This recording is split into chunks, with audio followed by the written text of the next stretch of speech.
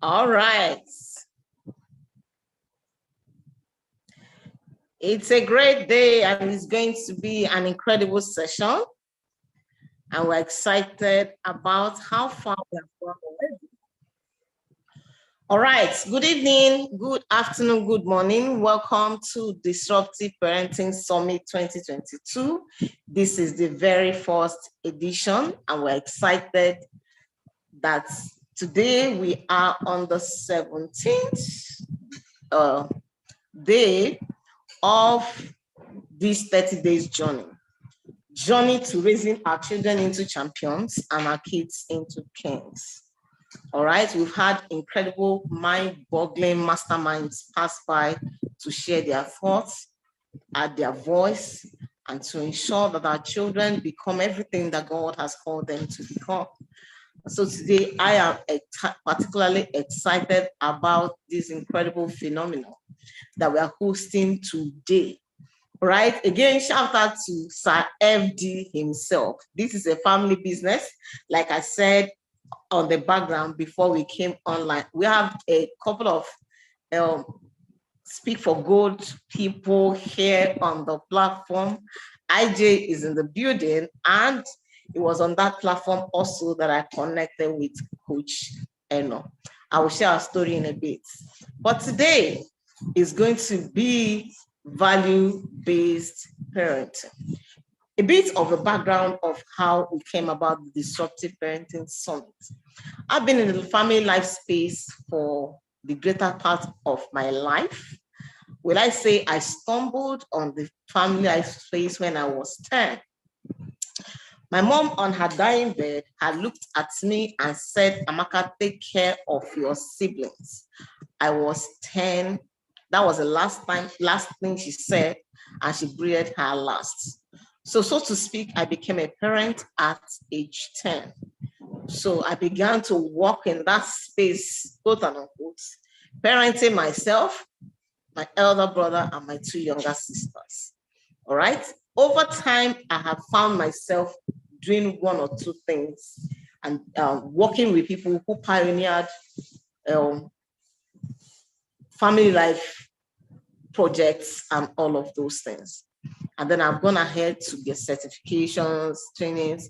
I have a Canada certification on my family life. I'm a US certified with TINFA. I'm also a mental health therapist. Practically, I'm a family life therapist, right? And so I got on the journey, and somewhere along the line, I decided to gift my generation and tell a bit of my story. And so I got into writing a book. So when I was done, I won't say all the things that I had to go through before the book eventually surfaced. The Disruptive Parenting book is not a regular book, right? It's not a very regular book. Maybe that's why the name is also disruptive. And then we got there last year. I eventually launched the book. That's about a little above 1 year ago. But something struck me when I was on that journey of gifting our world with that book. I sent the manuscript to my first editor, and it didn't take. The first feedback she sent was, Amaka, you have to, this book must have a course. I'm like, a course? I'm still trying to come out from all the things I went to write the book. Is this how people take 7 years to write one book? All right. Eventually, I ventured into that, and then we created the Disruptive Parenting Academy. In Disruptive Parenting Academy, we help parents become consummate parents, and we help parent coaches become highly paid parenting coaches. Then we got on that this year. See, all of these things that we are doing with Disruptive Parenting is not, I didn't plan it. It's a book I wanted to write and probably write another book and move on, right? But God won't let me. So that's why we are on this journey again this year with the Disruptive Parenting Summit. Why Disruptive Parenting Summit? I understand that It takes a village to raise a child. It takes an intelligent village to raise an intelligent child. It takes a global village to raise a global kid. All right. So we got on that journey, and I have gathered myself and my team. We have brought together 30 masterminds, people who have done their bit, who are yet doing their bit, gifted in different dimensions, exposed, people who I am sure there is none of them that if you want to a one-on-one with them, you will not be paying at least 50,000, right? But to hear is more like a conglomerate of knowledge. If you're a parent coach, one who likes children, committed to them in any way, caregiver, you must get value. And I've been blown away. I must tell you, this is not a coach wanting to do any products, right? I have been blown away with the quality of content we have had in the last 16 days. And please, if you are joining us for today for the first time, I will encourage you to go back on my YouTube channel and make sure that you will be blown away. Whether or not you are in the family life space, please, you will need the content that we have here. I can guarantee you, and your life will never be the same again. All right. It's on that note, because we know that there is something everybody is bringing to the table. That's why this is not just a one-day event, a two-day event. It's a straight 30 days gifting back to the society, and it's going to be ending on the 27th, which is Children's Day. Okay. That said, let me say a big, let me say happy International Day of the Family to everyone in this space this evening. Today is the United Nations International Day of the Families. And I want to say thank you, particularly if you're in the family life space on this call this evening. Thank you for all you are doing. Thank you for the investments you are making. Thank you for the impacts you are making. Posterity will definitely reward you. See, there are people who have gone ahead of us and we acknowledge them. But to be a family life coach in any way, whether you are sent to the children, the teenagers, marriage, and you are here at this time, you are still believing and you're working in this particular world where we are right now. I salute you. Thank you for all you do. It's not in vain. You may not be getting all the monies that you want to get now, but believe me, you will be rewarded bountifully for the investment you're making in the life of the next generation, and to also sustain the values that we all represent at different levels, right? So I celebrate you, I honor you, shout out to you, happy International Day for the family. All right. That said, I want to get into what we are about tonight. So, when you look at Coach Eno, right, the first thing you will probably see it when I say she's an engineer, right? When I say she's an engineer, you're like, okay, one of those ladies that will be in the middle of a good number of men, and maybe she has, you know, when you have like 200 engineering students and you have like 5 ladies. All right. So I used to respect those people a lot. It's not like I don't understand what I'm doing. But see, those people, they have a way with maths, further maths, and all those things. I used to leave them without their further maths. So I salute you, right? To finish engineering and come and be mentoring teenagers. God must have called you. Well done. Thank you so much for joining us at the Disruptive Parenting Summit. For this year, she's a teens coach. She's a value-based transformational coach. And today she will be taking us on value-based parenting, right? So it's with shout out, it's with Disruptive Parenting Family. Drums rolling. I will welcome you to the Disruptive Parenting Summit Premier Edition 2022. Thank you for coming. floor is yours. Well, good evening, everyone. Good evening, Ma'am. It's a pleasure to be here. Congratulations on the Premier Edition, and well done on the journey so far. I know it's not an easy one, having about a 30-day summit like every day. So thank you for giving your time.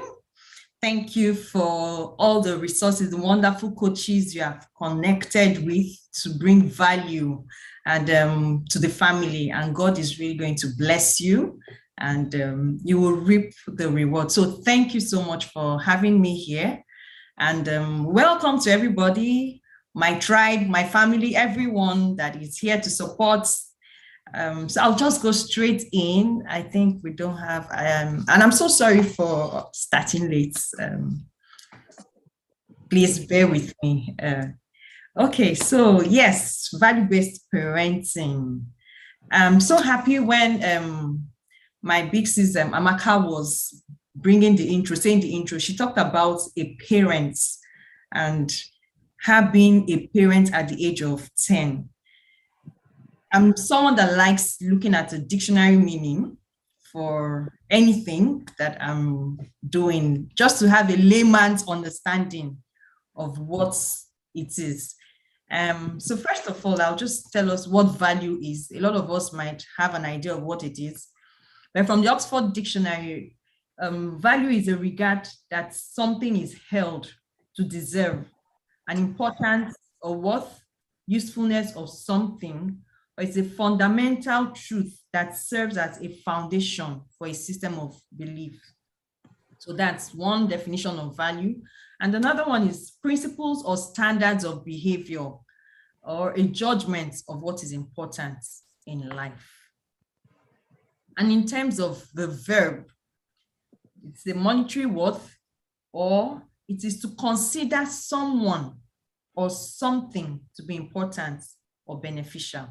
So that practically summarizes what value is. So it's actually a regard to something, it's the worth of something or an individual or a system of belief. And so that is what value is. So to any layman. And the word values, it's been there. A child will be also using value, that word value might be describing value by their actions, but may not really know that, okay, this is what I am doing in terms of value. Like they can value their toys, but they don't know that that's the word value, but they place a high regard on their toy, and you find out that sometimes it's difficult to let go. And then values are actually boundaries, and it helps in the process of setting a fence to protect us. So value is in fact, is a very, very broad word, a word that has so many meanings in different contexts. But then I'll now look at parents. I just want to build like a little foundation for us to work with on the topic. So a parent, according to Oxford again, is a person's father or mother. That's the first meaning of a parent. And I'm a person of the Word of God, and I looked at the origin of parenting. Where did parents come from? And if you read the book of Genesis chapter 1, verse 28, where God was saying, be fruitful and multiply, fill the earth and subdue it and have dominion and all that. So we see that God actually had the intent of parenting from the beginning. And that is why he said, man should be fruitful and multiply. And from that, you see, that is why after Adam and Eve, they had their children, they had Cain, they had Abel, there was procreation. And so this tells me that God actually has the parents, has a family in mind, and he has put us as parents, as caretakers. I went further to check the meaning of parenting. Now, from the Merriam-Webster dictionary, a parent is one who brings up and cares for another. I really like this definition because if you listen to Amaka's story, my sister's story now, she said at the age of 10, She was saddled with the responsibility of parenting at the age of 10. Now, at that point, if you look biologically, she's not like a biological mother of her siblings. But because of the situation, she became a parent. So a parent is one who brings up and cares for another. And so parenting now is raising a child or children from infancy to adulthood in an environment where you nurture, encourage, and teach. Now, the reason why I'm doing this background is just for us to have an idea of what value-based parenting is about. So we know what value is, what values are as well.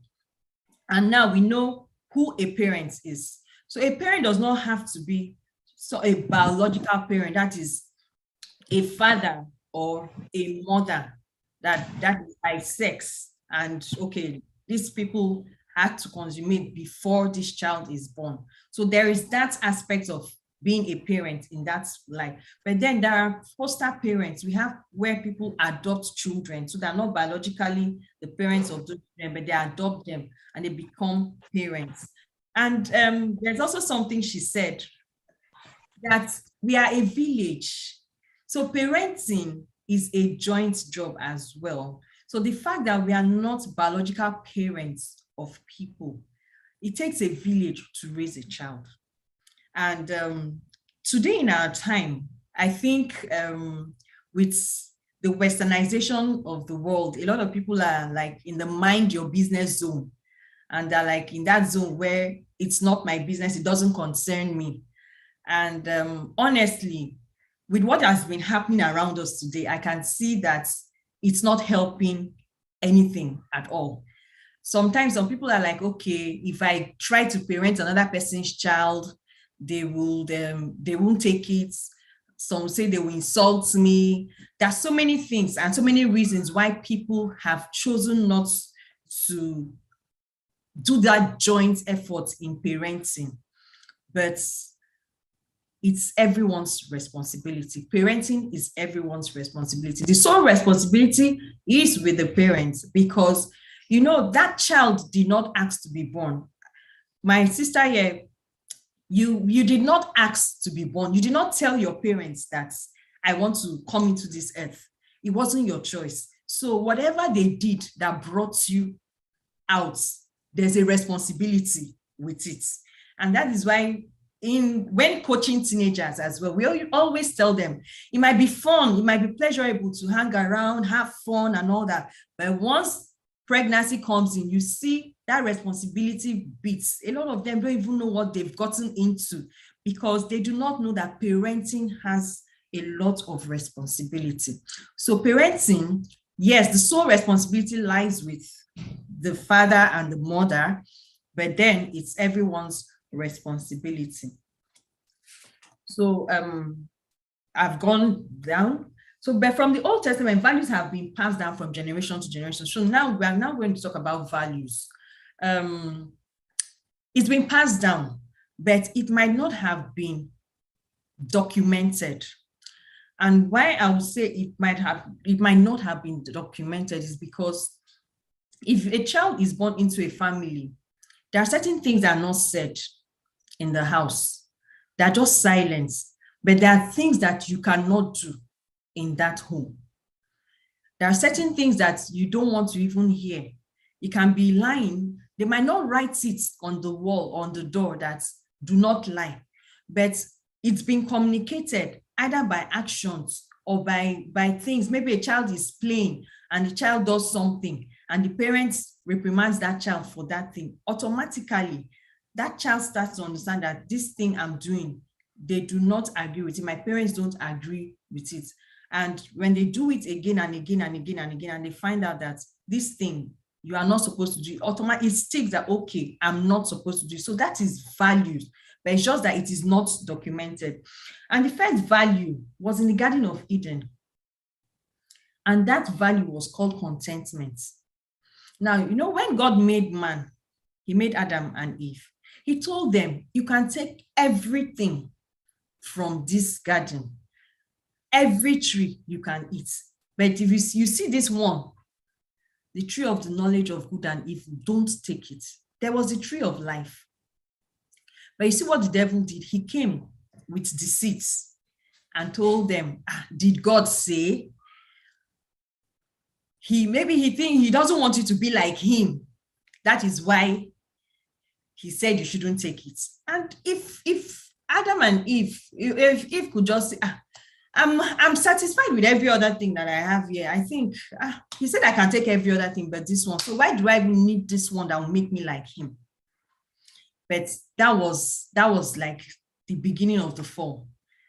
And when she took it, because I was just wondering, why would she now want to be like God? Like, okay, they've told you if you take from this tree, it's going to make you be like God. And she still went ahead. So that means that there was this lack of contentment. But anyway, I'm not here to judge Adam and Eve, because if we were in their position, I don't know what we would have done. So the whole essence, I'm not really here to judge them. I'm just saying that so values have already been there from the beginning, from inception. Do not do this. You can do this. You can't do this. So values have always been there. There are set standards and there are set principles that God had put to govern man. And also, if you look at the children of Israel, they actually valued the presence of God. And in those days, it was by the ark. So the ark always signified the presence of God. And whenever they wanted to go for wars and all that, they usually contacted their priests to find out, to carry the ark with them. But the thing about value too is that there's usually an order of priority. So they actually valued God. They valued the presence of God because they knew that they couldn't go to war without God. But at some points, in different instances, you find out that value for God, it comes up at some points. After some time, it comes down. After some time, the value comes up. So it was like a wavy one. The order of priority, today, God is number one. Next tomorrow, let's enjoy. When everything is calm, they want to enjoy life. They want to eat cucumber. They want to eat all the vegetables and everything. And they're like, okay, you know what? God, stay here. And it got to a point where they saw gold and they were waiting for Moses. And they were like, Moses is taking too long. Let's build a calf and all that. So you see that their values were wavy. But outside that, values are still values. Now, the children of Israel, okay, I've talked about that. Now, a biological parent, like I said, is either a father or mother. And then in parenting now, you have families coming together, a father and a mother. Values actually should start from an individual. It starts from an individual. Before someone makes that choice to get married, that person on their own should know who they are, first of all. Once they know who they are, then they can now make that choice of saying, I've seen so and so person. Me and this person, we click. Let me talk like teenagers today. We vibe. This person is, me and him, we vibe. Because there are certain things that you stand for, that you are seeing that same person stands for. And that is what brings both of you together. So values, it actually starts from you, from an individual. The wind are supposed to be safe. Now, there have always been values, like I said, but it was not documented. So, but we have to see what is important in our various families. For every one of us, in our families, there are values. But I think what happened to us was that from previous generations, there's always this saying, I don't know, my sister Maka, this saying of remember the child of whom you are, or something like that. A lot of times you hear parents say that, like when they're going out and they're like, always remember the child of who you are, always remember the son of who you are. Yeah, for me, it's a good saying. But then if that child does not really understand, what does it take to be the child of this person that you want me to remember? Then that's a haphazard information that we are giving that child. And so it has to start from an individual. And values can be passed passively. Like I said, it was not documented from different past generations. It's just our generation now. I think we are trying to be very intentional. And that is why you see a lot of families now writing family values. But before, when we were growing up, it wasn't there. We just meet as a family, people talk and talk. Some people pray together. Some families do this together, but it was not documented. But these days, a lot of parents that are being intentional have started actually documenting values. And it's a good thing, because if you read the book of Habakkuk, it says, write the vision and make it plain so that everyone will run. Those that read it can run with it. So that is why in this generation, and with what Auntie Amaka is doing and other parenting and teen coaches are doing, is that we are now trying to make parenting very, very intentional. Like we know we are in the last days, and a lot of things, they are going to be perilous times. There will be so many winds of doctrine. And what actually keeps you is these values that you have. And values always stay. And values are irrespective of location. So, and if you talk of different generations that we've had the greatest generation, silent generation. I was just looking through and trying to see different generations and how they were operating. Baby boomers, Gen X, millennials, Gen Zs, Gen Alpha now. We see that there are certain things that have been passed. But what I have discovered is that there are different places of values. The first value I looked at is the personal value. And that's very, very important. After the personal value, you have your family value. There's a family value. There are cultural values. You have religious values. You have school values. You have societal values. In a country, you have the national values, things that are important in a nation. And I'll give an example. You look at the Middle East, they value their religion. So if you are a visitor in that place and they say on Fridays, there's not going to be work, no market is going to be open, you see it happens, because that is a value. They hold their religion so high and it affects everything in that nation. And so you see that values actually guides us everywhere we go. I know today children, a lot of people are not comfortable with so many rules. I hear children, when you give them rules of don't do this, don't do this, don't do this, and they keep on telling me, mommy, why? And I'm like, values are actually boundaries. There are rules, they are there to protect you. You see, when a river must have boundaries.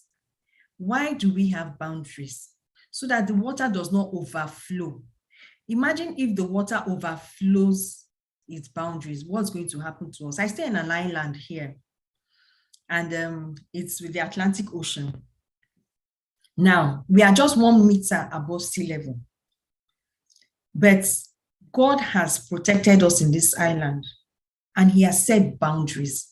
And when the water is flowing, it gets to a certain point, and that water goes back. That is what boundaries does for us. And I see value as a boundary. Values are actually boundaries that are there to actually protect you as an individual. Because if there are no values, if there are no boundaries, anything goes. If you go to school, there are school rules, there are school guidelines. And so a family too should have family rules and family guidelines. So values are very important. And I will talk about values too, in terms of a person's personality. I will get back to that. So now let me just talk about types of values. So because I've just been talking values, and I've not really talked much about what are all these values that we're talking about. Now we have values. We talk about love, talk about respect, we talk about integrity, honesty, loyalty, responsibility, courage, justice, kindness, wealth, spirituality, ethics, morality. social equity, independence, personal relationships. So values, there are a whole lot of values. In fact, if you go online, you see like 100 values. And so somebody might be wondering, how can I have 100 values? How can I have 100 values? How can I keep these 100 values? Now, and that is why I say values come in order of priority. My value may be different from your own value. I might value academic success, and you might value social integration. Now, so you see a family where one family values academic success and the other family values social integration. Now, the family that has academic success, when the child is not, maybe has written a test and the child gets 90, and you hear the parent saying, why didn't you get 100? Does that your classmates that got 100 have two heads? You see that family actually really values that academic success. But another family, a child can come and say, I got 70. But that child may be able to integrate with other children. That child may have other talents, other skills that child works on. And you hear the parents say, oh, you did well, that's good enough. And maybe if those two parents are actually sitting and having a discussion, and you see the other person whose child got 70 or 60 or 50, and you hear the parents say, oh, okay, that's fine.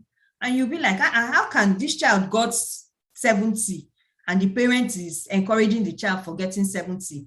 But it makes you see that, okay, our values are different.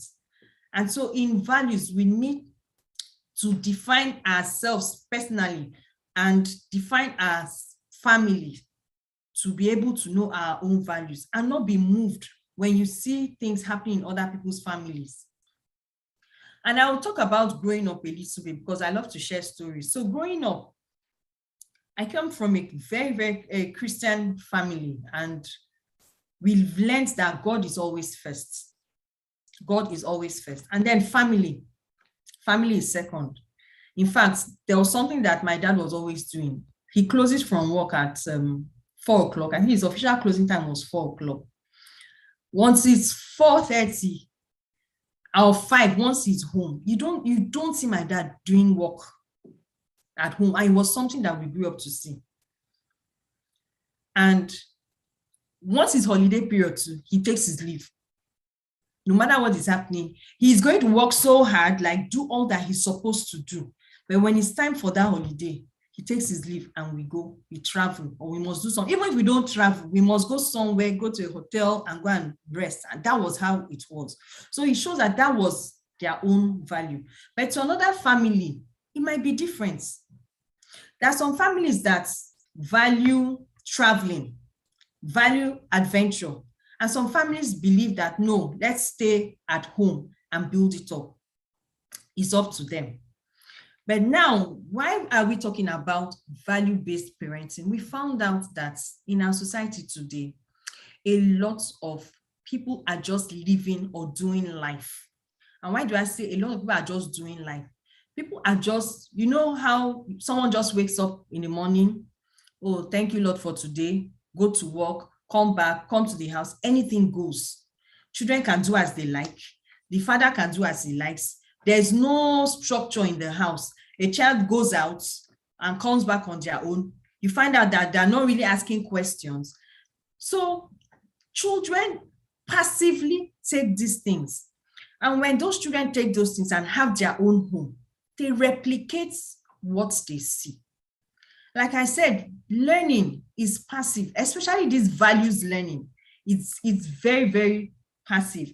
Now, why are we talking about values? I said it protects us and helps us realize and define our personal identity.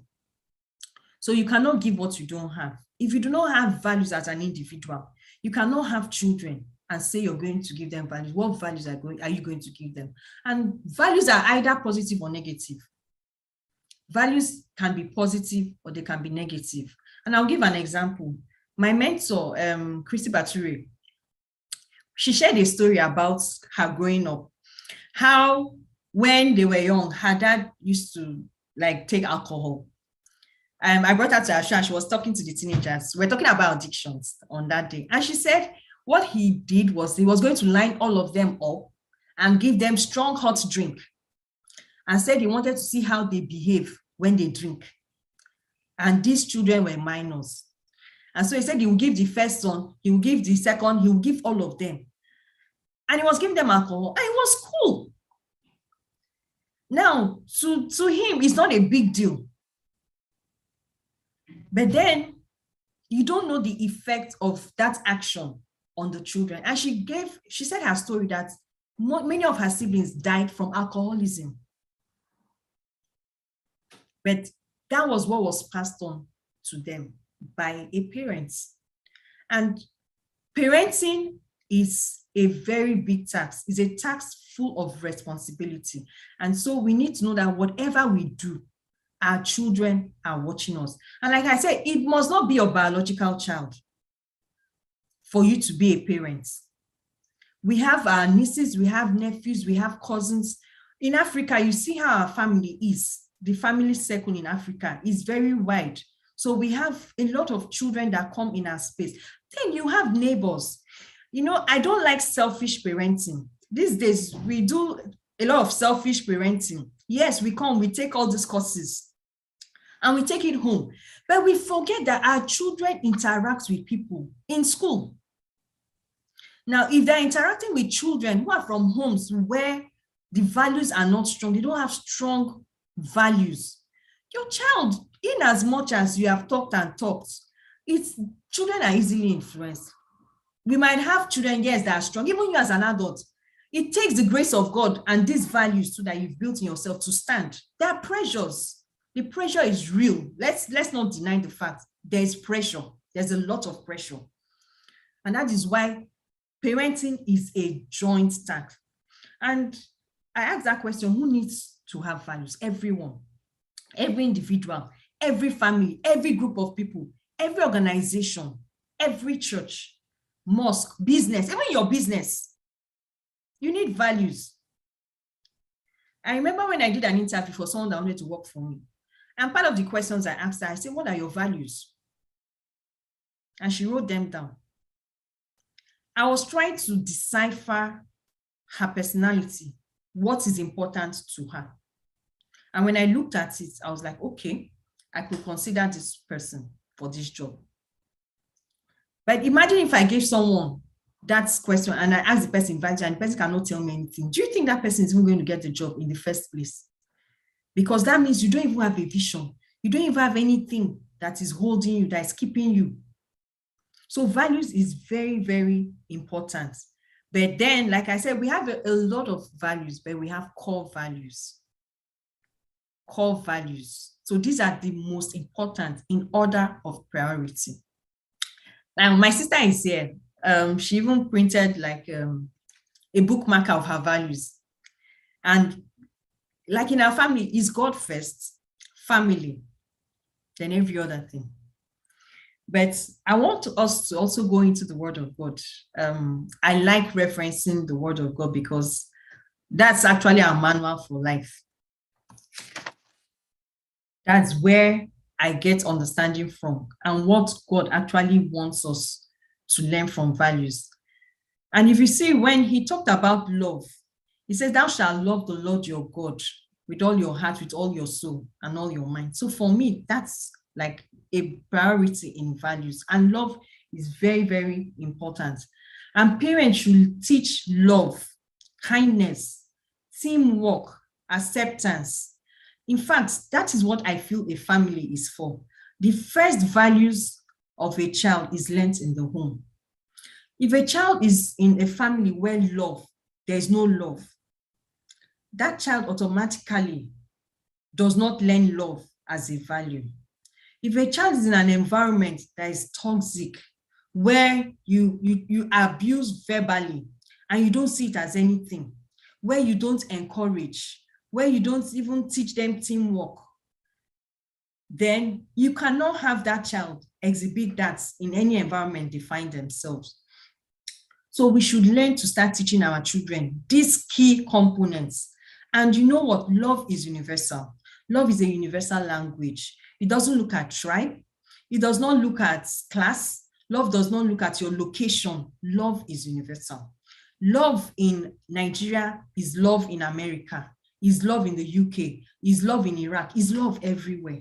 Now, if you teach love, trust me, that child will learn to love, and this world will be a better place.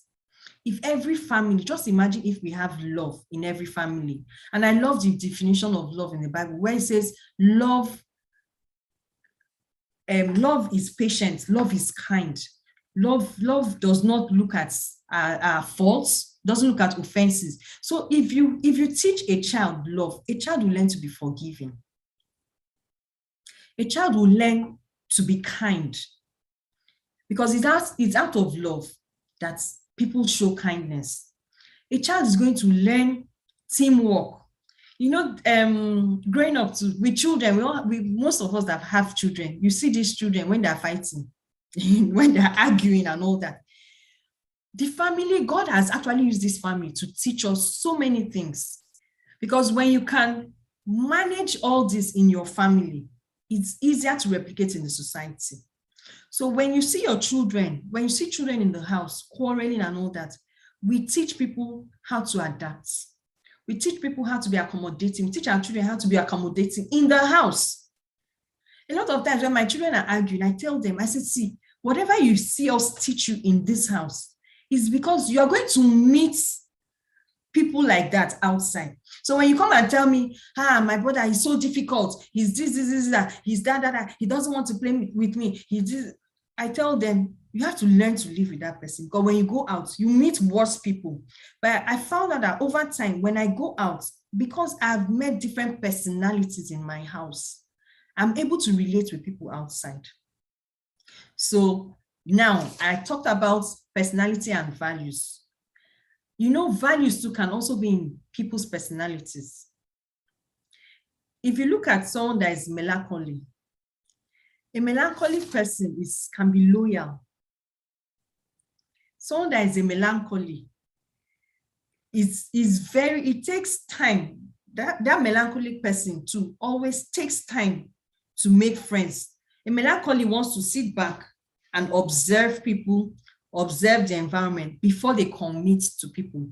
And once they now commit, you find out that they are very loyal with that. And also, if you look at a sanguine, sanguines are very bubbly people. They are the life of the party. Sanguines have very good personal communication, personal relationship with people, because it's rare to see sanguines that look down on people. The sanguine can talk to the driver. The sanguine can talk to anybody. The sanguine can talk to the megad, everybody. They carry everybody along. And so that personality, they show kindness. It's easier for them to show kindness, because that's like a value from the sanguines. Most times, if sanguines feel that nobody can hurt them, they have this belief that, I'm kind, I'm nice, I'm this, so nobody can do that to me. But yes, we know with life, a lot of them get burnt, but that's who they are. And you find out that they just keep on giving. They don't even feel happy when they are not like that. There's just this thing that if you are not carrying people along, like they just don't feel happy. They carry people along. And so you see some values in them. And then a choleric values hard work. They value results. Let this job be done. Anyhow we want to do it. We have a task, we have a target, it has to be done. So they value hard work. So I don't want to talk much about that, but I just want to tell us that, so in our personalities too, God has already even put some values inherent in us. And so this really shows us how values are important, because the values of a melancholy protects them. That boundaries, a melancholy, they are very good at setting boundaries. Very good, like they like their space. Even phlegmatics too, they like their space. They can stay on their own like this. They just like their space. Today, something happened even with my sister Amaka, and she looked at me, she was like, your personality is playing. So you see that, like, we want things set, we want things done in the right place. No, it shouldn't be like this. And you find out that melancholies, they can have structured values.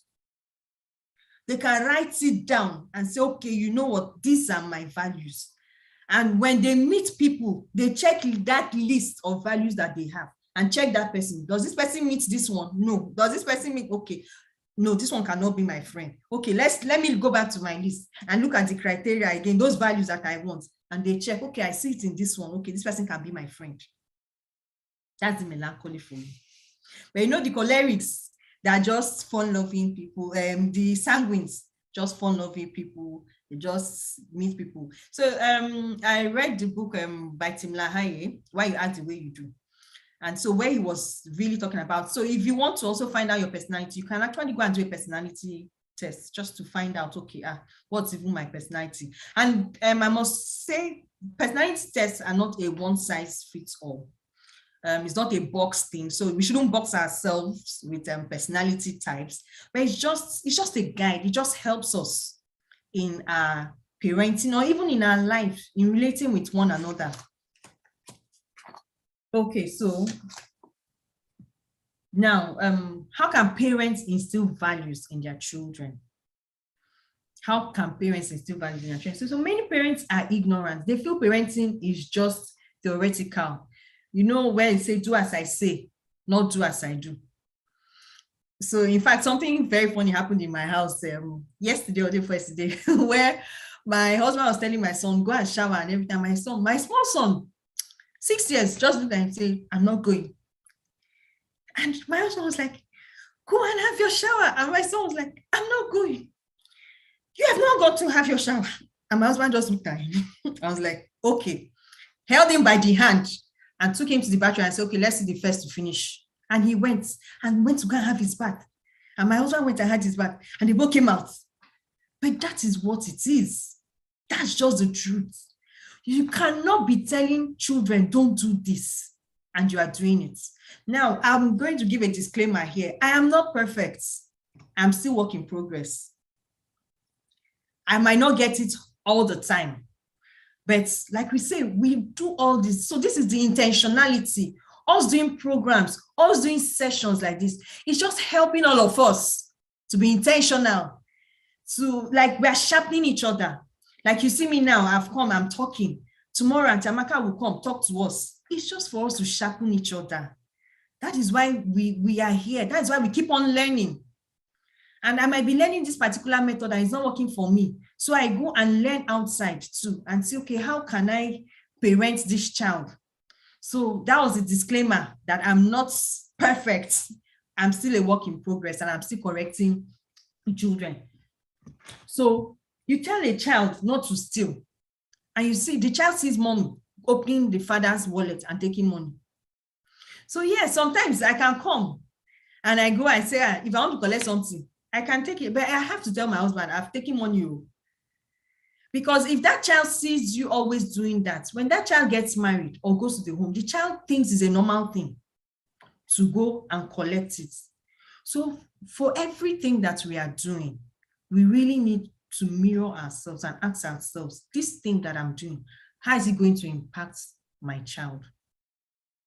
Now you say children should respect as parents, but when you are among yourself, even father and mother, do you respect each other? There are some homes, you see the way fathers talk to the mothers, or vice versa. You see the woman talk to her husband anyhow, and your child is watching, and that is what the child knows.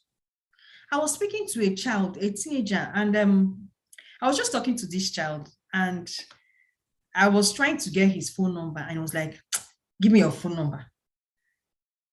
And I looked at him, I'm like, that's not how to talk to a lady. I told you that you should take my phone number, and you just look at me and like, you just passed the phone and gave me, what's your phone number? Put it here. And I'm like, you have to talk with respect to people. And initially, I wanted to speak, and I looked back, I'm like, no, where is this child coming from? And I asked him, okay, how does your father address you? And he told me, and I was like, oh, I understand where it's coming from. So it's very important that we learn. And please, it's not about how much you have. I know, yes, there are so many programs that you have to pay to learn parenting, to learn different things, but please, let money not be an excuse for us to learn.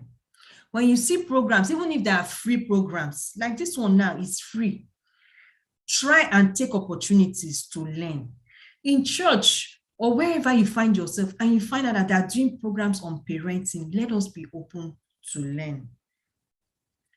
And I talked about respect. What made I was talking about respect. I was talking about that respect is born out of love and not fear. So a lot of homes where you see children, I'll use that word, respect their parents, it's actually fear and not love. They're afraid that when daddy comes back, in fact, when we're younger, you see the way when we go out and play like this, and I remember when my mother comes back, is coming. Once we just hear from the gate that mom is coming back, everybody has run like this. I've gone inside. Everybody arrange yourself. So we're always, there was this line of being scared as well. But respect should not be born out of fear. Respect is actually born out of love. When you love somebody, you find out that you don't want to do anything to hurt the person. And that is what respect is. So we should start teaching our children respect. And as parents, respect your children too. Don't talk down on your children. Don't talk to them anyhow. They are human beings. They are individuals. They have personalities too. They can be hurt. The same way you get sad, they get sad. The same way you are tired, they get tired. The same way you had a bad day, they go out, so they have a bad day. But many times, I think you see a child angry and like, hey, why are you angry like this? So there's a difference between correcting a child when they're angry and teaching them how to manage their emotions, and you angry that the child is angry. And I always try to tell children to communicate. So if my child is angry and I see my child making faces and all that, now I don't fight you because you are angry or you're not happy about the situation. I correct you when you start making faces and making everybody responsible for what is happening to you. That's when I correct you and I'm like, no, you don't have to do this. You don't have to keep faces with people that are not even your problem and transferring aggression to people. Yes, I know you're angry. You're not happy about the situation, but it does not mean you transfer aggression. So that is what we teach them too in the home. So there's a lot to be taught to children in the home. I know, yes, we are very busy these days. We have career, we have so many things, but please, I want to beg parents that every little time that we have with our children, let's just learn, let's just try and observe. The one that we can correct, let's correct. And like I said, parenting is a joint job. Let us not always look at it that it is only my children I'll correct. I'm very happy if I have people correcting my children in the right way and in love. Please, I must say it in love. Because there are sometimes people correct children, and the way they do it, you put more damage on that child. You kill the self-esteem of that child than even getting that correction that you wanted. So yes, in as much as we want to correct other people's children, let's correct them in love.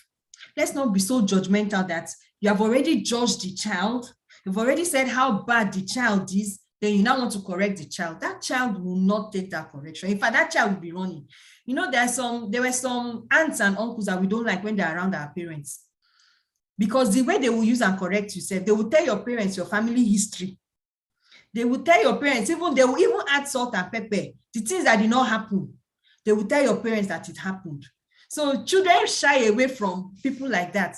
But you see that when you correct in love, those children still come back to you. You find out that those children can confide in you because you correct them in love. And it's easy for them to even come and tell you when they've done something wrong, because they know that you are not going to judge them, that you're going to show them love. You will draw them.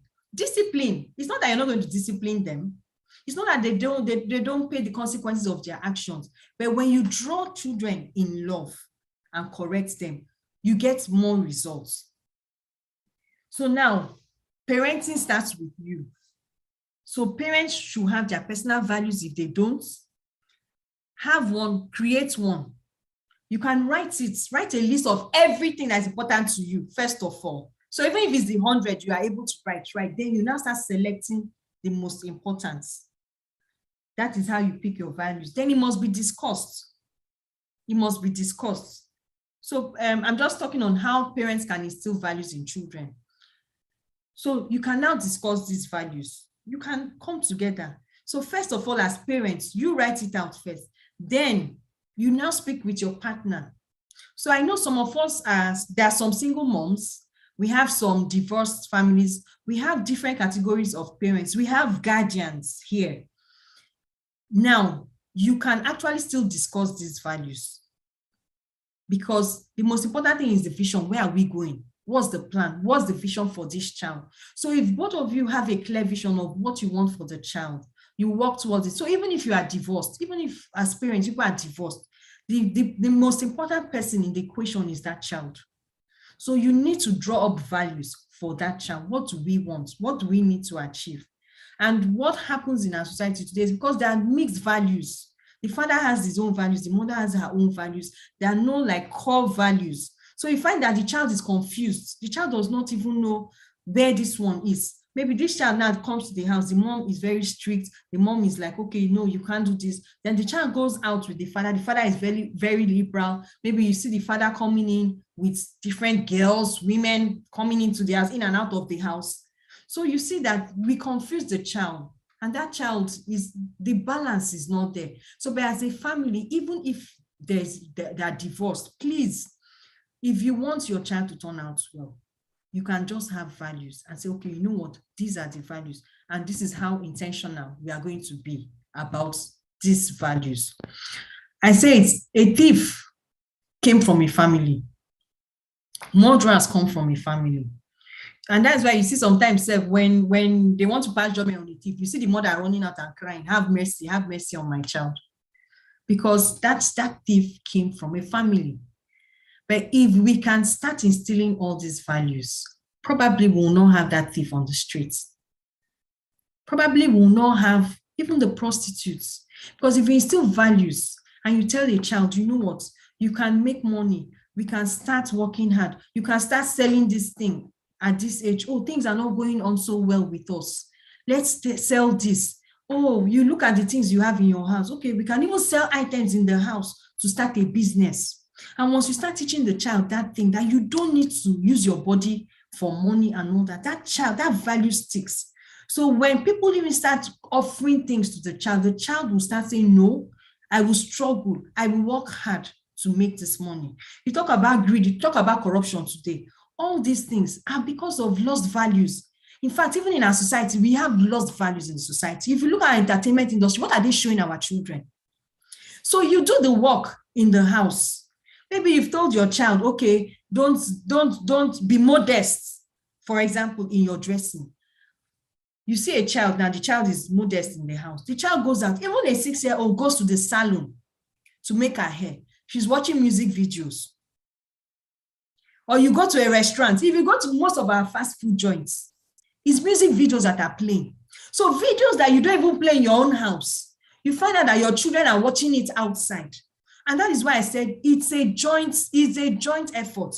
A lot of things that the society, the media is putting on for our children, they are not of age for those things.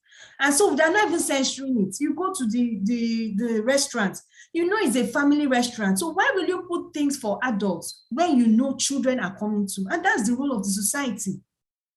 So I want to challenge us today. Please, if you're in a business, you have a fast food, if you have the family in mind, you will also vet what is being put out there for your children to watch.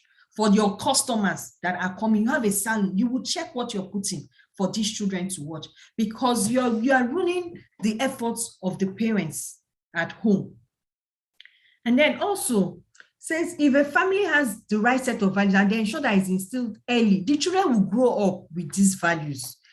The children will grow up with these things and they will keep it. Today, we had a session with our teenagers and we're talking about children that are doing something, children that are working. And there was a question I asked the boy. The boy is barbing and he was also painting. And I asked him, but there's Yahoo right now where young boys are making it. Why did you not go into Yahoo Plus? And the boy told me, he said, Ma, I'm thinking of my generation. He told me, say, I actually thought about it. The boy said it. I actually thought about it. And this is a boy that is fending for himself. He's not even under his parents.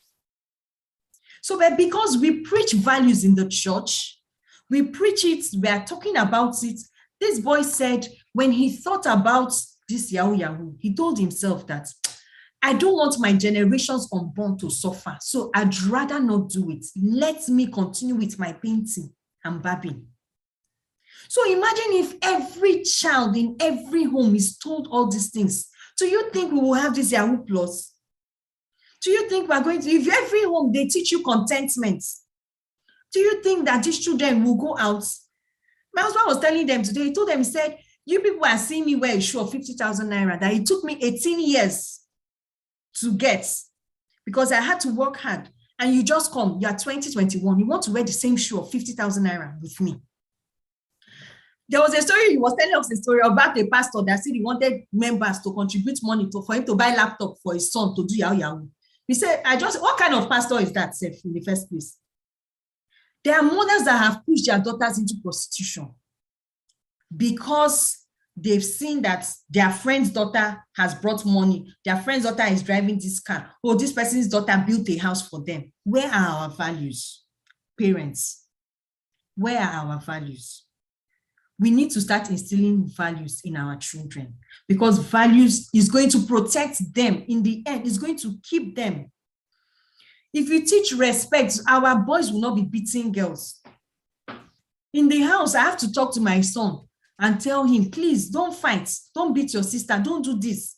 If we start teaching boys in the home against fighting, against beating, you will not have domestic violence outside.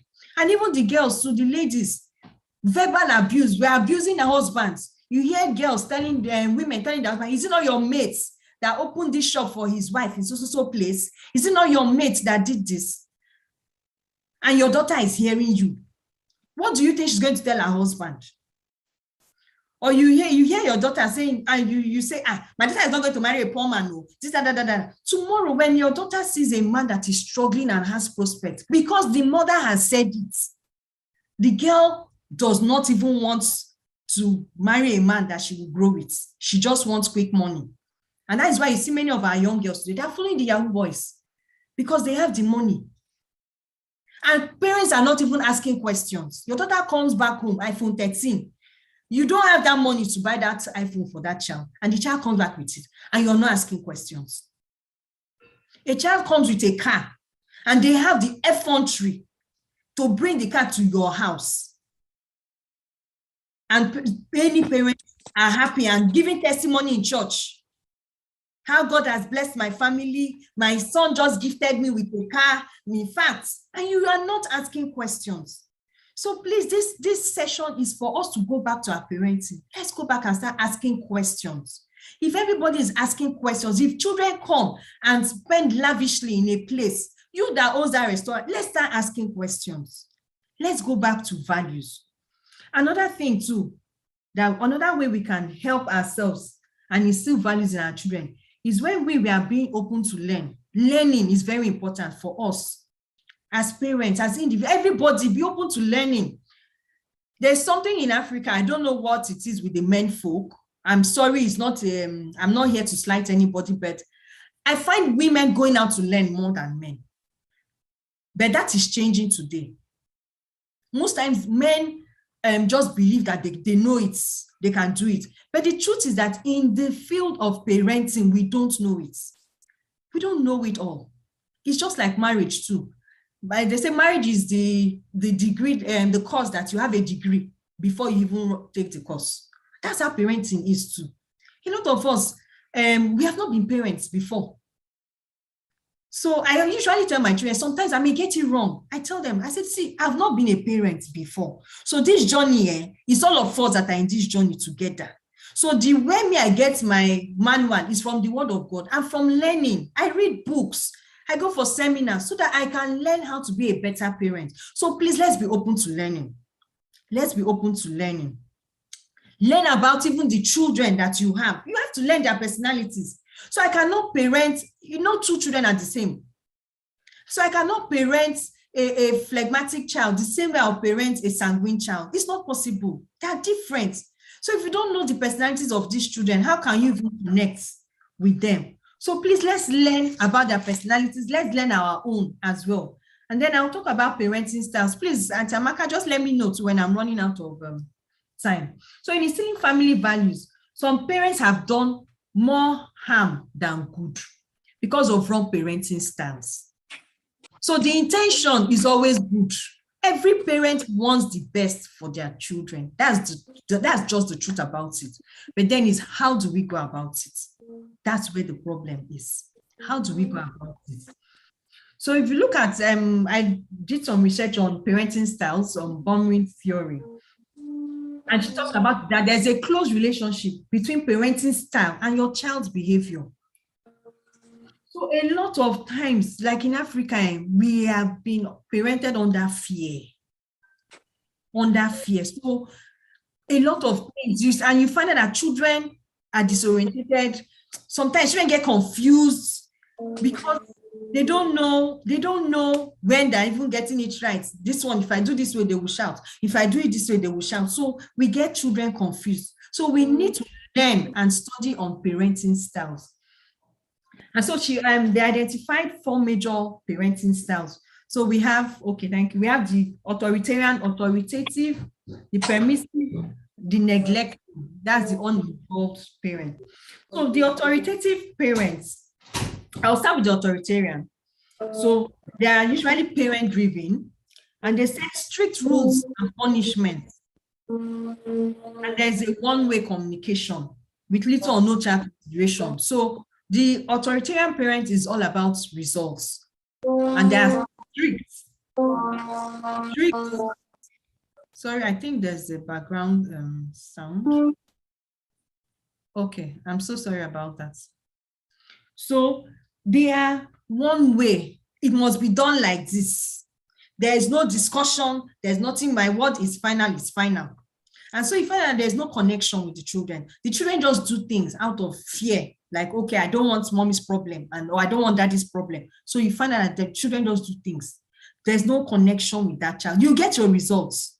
But then many times you have rebellious children that just want to prove to them that, see, it's not by all these your things that I'm just maintaining. I want to show you that me too, I can be my own person. It creates a lot of rebellion. Then we have the authoritative. So the authoritative parent, they solve problems together with the child. You talk with the child. You give them the whys. I know those days we really didn't used to hear why. Why should I not do this? Maybe a parent has to do this. You say why. Those days you cannot say why, safe. But these days now, our children are asking us why. And that is where that connection comes. You explain to the child, this is why. And trust me, maybe a percentage, there will be a high percentage of those that turned out right because they understood. So understanding is very key in parenting. And communication, what is communication? Communication is when the other party understands what you are saying, when both of you are on the same page. So communication is not achieved when the other party does not have understanding of what you're trying to achieve. And then the authoritative parent sets clear rules and expectations. There's open communication, is natural. And then there's still consequences. So in the authoritative parenting, it does not mean that anything goes, but there are set standards. Now the permissive is child-driven. They rarely give or enforce rules, overindulges the child to avoid conflict. So yes, there's the one that I don't want problem with this child. I don't want to hurt her feelings. I don't want to hurt his feelings. I remember then, even sometimes with my child, when I asked, where my child be like, mommy, you're talking, you're telling us not to do this. I asked, okay, what do you want? Mommy, I like it when you allow me to do what I want to do. And I'm like, no, I'm sorry, it's not that way. Love does not allow you to do what you want to do. Because I can't see you falling into a gutter and I will leave you because I love you and I don't want to hurt your feelings. Yeah. So as parents, we need to also teach them and set that boundary. Yes, it's in love. But I should not overindulge the child because I don't want to hurt his or her feelings. Because a child's feelings that you don't want to hurt, that child will hurt your own feelings in future. So let us work on them now. And then we have the neglectful and uninvolved, absent parents. They provide little nurturance. So the work of a parent is to nurture and guide. Nurture and guide the child. So it's just like you have a flower that sometimes you cut it. It may not be pleasant. So that sometimes you need to nip some things at the bud. So when you see certain character traits coming, you have to cut it off. It might be painful, even for you as a parent. I used to tell my children, when you see me discipline you, sometimes it's not like it's fun for me. I don't just sit down, wake up in the morning and say, okay, today, my mission is how to make so-and-so angry, is how to make this person not have a good day. That is, how can I just wake up and desire that? So I said, no, the intent is not to make you have a sad day. It's just this thing. I don't want this thing to ruin you. That is why I have to cut it. It may not be pleasant, but you will value it at the end of the day. So those are the 4 types of parenting styles that we have. But please, let's embrace the authoritative. Sometimes we might find ourselves falling into any of these ones. But the reason why we know it now is so that when you find yourself falling into that permissive, you now drag yourself and adjust yourself. Sometimes I fall back into all those things. I'm like, oh, God, it's like I've been hard on this child this week. Let me just allow. No. The reason why I know these styles is when I'm getting into that permissive gradient, I put myself back up and I'm like, no, you're entering the permissive zone. When I'm entering the neglectful zone, where I'm like, oh, I'm so busy, you now start giving children things just to kill that guilt that you're feeling that you're not there. So you shower the child with so many gifts. The child wants this one, you buy. The child wants this one, you do everything that the child wants, and you're not there. You know that you are not going to be around for like 3 months. So you buy whatever the child wants you to buy. That's not parenting. So let us start. 3 minutes to go. Yes, thank you. I'm rounding up already. Okay, thank you. Yes, so we have to understand the child's personality, connect with the child, and it's not a one size fits all. Let's know our children. And then the way you will do with this child today, God might give you another method. Things keep on changing. People change. So the way you manage this situation with child A, when this child gets to teenage years and you're seeing the same thing coming up, the method you use for that child A, God might give you a different method to achieve it. So that's why I say we keep on learning. And please, let's build the esteem of the child.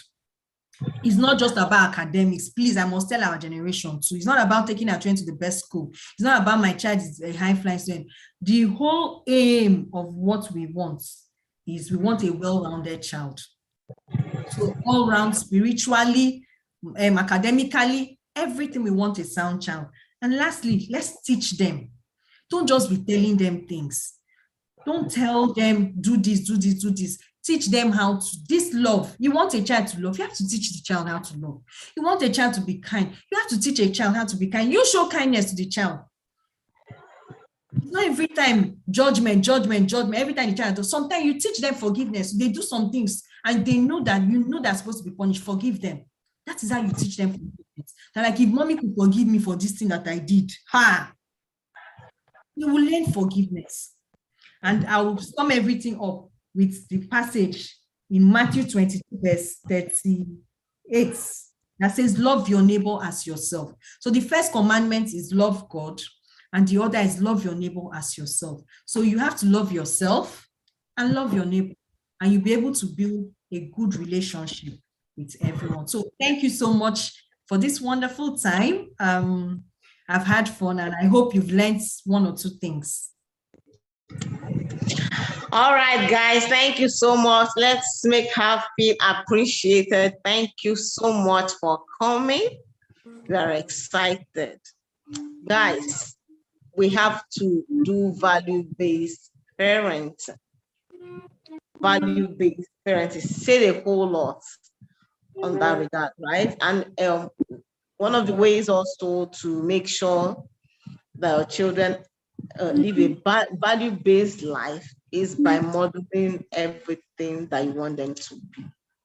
You have to model it. It's important that we become role model worthy of emulation. You cannot be lying and be teaching your child to be a truthful person. It doesn't work like that. All right. If you want to start, sometimes I like what you said, you must have your own personal values.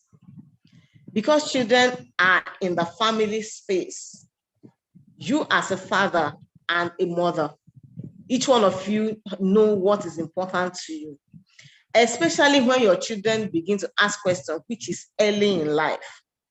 Part of what will make them adopt your family values is to make sure that their interest is captured in that value. So you want to set up your family's value. The husband, the wife, and the children. What's important to them must be captured in that value. For instance, if you have a child who loves to read, going out to get knowledge must be part of your family's value. Otherwise, they will struggle with doing what is important to you. Children like fun, right? So you can't cage them in one place and expect them to do it. For instance, you are one who likes results, right? And you want them to become studious, want them to be hardworking and all that. Hey, you must find a way of clothing that your hard work in fun activities. All right. Once your children begin to ask questions, which is very early in life, I like that you mentioned the different generations in the past. If your children are Generation Z or Generation Alpha, be ready for questions. They are very smart, they are curious, they don't take for no for an answer. They are not like the millennials that you can tell something and they will accept. You have to almost like prove yourself, right? No, they are not being rude. They are not being rude. They are children born in the information age. They can Google anything. So because the information is at the tip of their finger, you must tell them, okay? And one of the things we also must do is to know, if we understand, I think that we have spoken on that earlier on, so it's important that you go back to some of the videos, if not all of them. Understand the different generations. Understand your own generation, understand the generation of the children you're raising, and know what is important to them so that you can inculcate it in your family's value.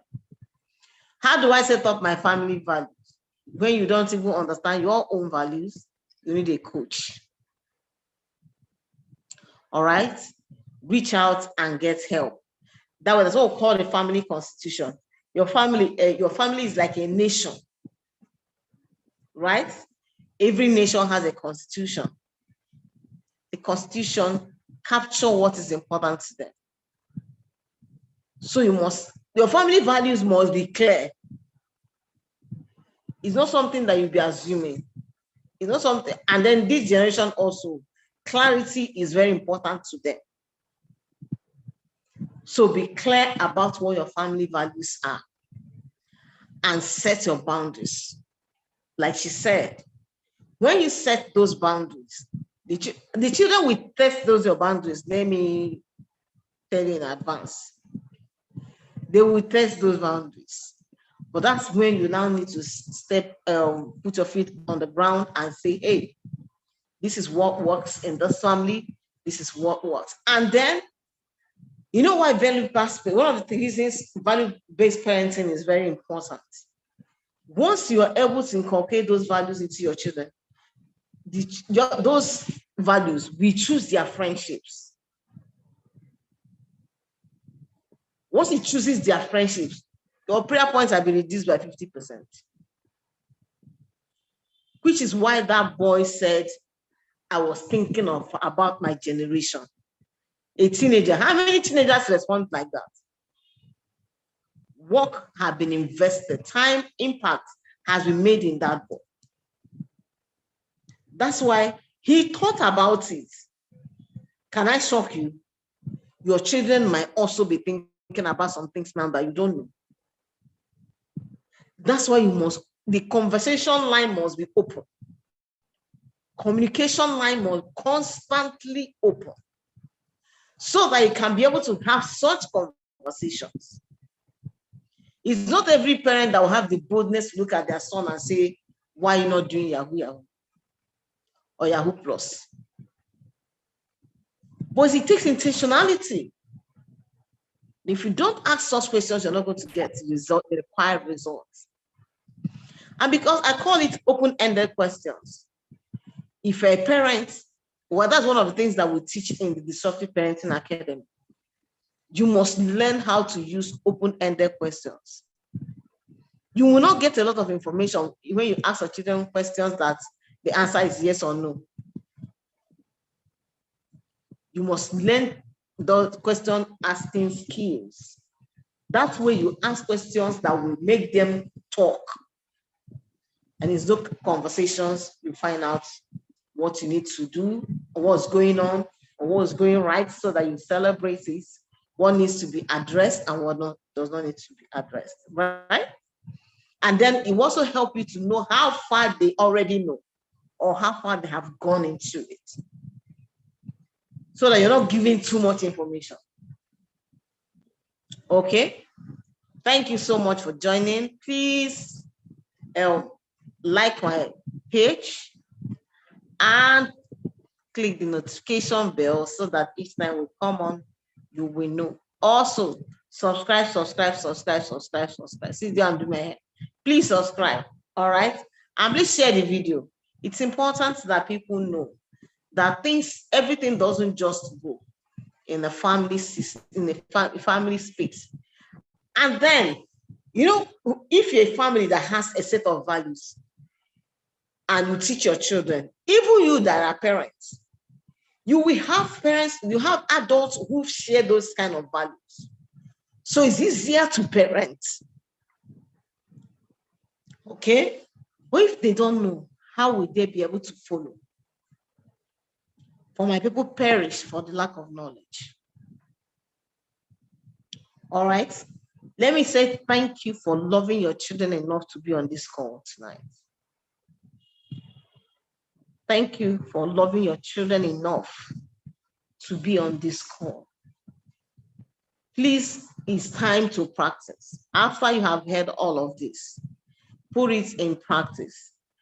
I am sure that a lot of people on this call don't understand they're like, at their family constitutions, how do they even set up the values? All right. For instance, in our family, one of the things that's important to us is the truth. All right. So how are we teaching our children to say the truth? Intentionally, we don't punish when you say the truth.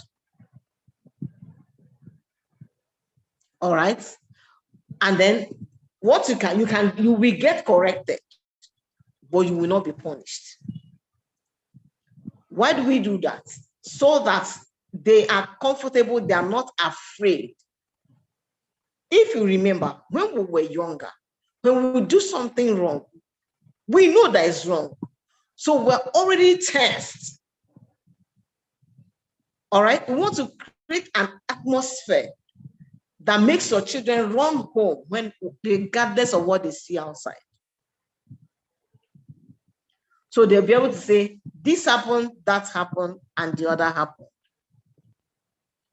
Please, that is us. Like she said, it's not to say that we have arrived. We are just on a journey, intentionally, one step at a time, to be able to say, this is the way to go about all of this. Value-based parenting. Don't follow anything and everything. Follow God. Follow your family's values. Eventually, you can come up with 5 sets of values that is important to your family. Then you will frame it. You put it at every room in your house. Put it by their bed. Paste it everywhere so that they see it. One of the most powerful ways children in Generation Z and Generation Alpha, they are visuals, right? So put it where they are seeing it. Put it where they will recite it when they are going to bed. Put it when they are where they recite it when they are getting ready for school in their under the shower. Put it everywhere so that even when people come into your home, they will know that this is what works there. The other one doesn't work. When you get a house help or you employ a domestic staff, you have to do induction. If it doesn't work for the person, you will get another person. All right. But we have almost like a valueless society, or a society where we have more people without value, without the right values. Sorry, power just went out. Right? And then that's why, if we get it right, Nigeria will change naturally. Our world will change naturally once we get it right. That's why we're taking the pain to stay on this course, so that we will raise our generation. It will build a nation whose builder and maker is God.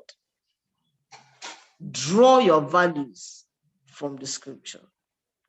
And then sometimes you will sound spooky. You will sound, sometimes they may not understand that thing you're saying. That's why it's important that you work with a coach. All right? Work with a coach. We have simplified a lot of these things in products, and it costs you a little, and then you get the what's it called now? The help that you need. I said it before, I think it was yesterday or 2 days ago. Tomorrow I'm going to be putting out a product there. It is called Disruptive Fatherhood. Is a course. Please sign up. Like I will say, I know that our products are not cheap, but it doesn't also make sense to do a 30 days class for free. Right? So please sign up. And then when you see that course, it's going to be ridiculously cheap. But it's within a window. Please cash in when it's cheap. Cash in when it's cheap. All right? It's a giveaway that I'm doing. Why am I doing it? Because most and generally, what we have are people who are focused on the girl child. So we are always teaching the girl. She mentioned it when I guess mentioned Kucheno, mentioned it when she was speaking. You see, women are always going out there to look for solution. Why? They are taught motherhood even from childhood. They are toys. They buy them toys that make them feel that they are mothers. But what do we teach our men? We teach them that be a man, be a man. So they lose their humanity and they box it up. There's a lot of them sweep things under the carpet. Hence, a lot of marriages are collapsing because you cannot give what you don't have. Well, that product is focused on men. And if you have teenage boys, I encourage you to enroll them. You know why? There is no too early a time to get the right knowledge. Let them learn how to be a father. Maybe we help your teenager to know that holiness is not only for the girl child. All right? He will understand his place as leadership, understand his role, get the help that he requires, so that when the time comes, he's prepared to do what he has to do. All right? It's on this note that I call it a day. Please remember also, like I said, subscribe, share the video. Thank you again, sisters. Thank you so much. Thank you. You know, it's incredible, and it amazes me the way we connected. And I'm glad that we have you. We had you here today. The Lord bless you.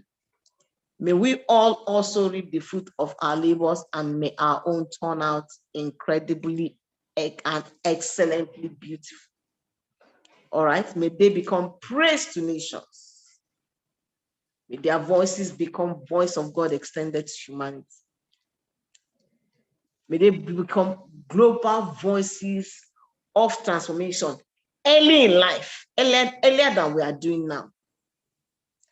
All right, because that's one of the things that we'll be excited to receive as a reward for this assignment. Yeah, thank you for coming. I deeply appreciate you. Say me thank you to your incredible husband for helping us on this our matter this evening. Thank you so much, Mom. Thank you for having me. I saw him walking on the background. We are grateful. Greetings to the children as well. More grace as we continue on this job. So, guys, thank you again for coming. Share, like, and subscribe. And get ready for tomorrow. Have a very beautiful evening. Once again, happy International Day for the Families. Please make sure that you find something. I know it's late, but you can postpone it. Just make your family, take a family day out, or go out on an evening. Just bond as a family. All right? You will be glad you did. Thank you. Have a lovely evening. Bye.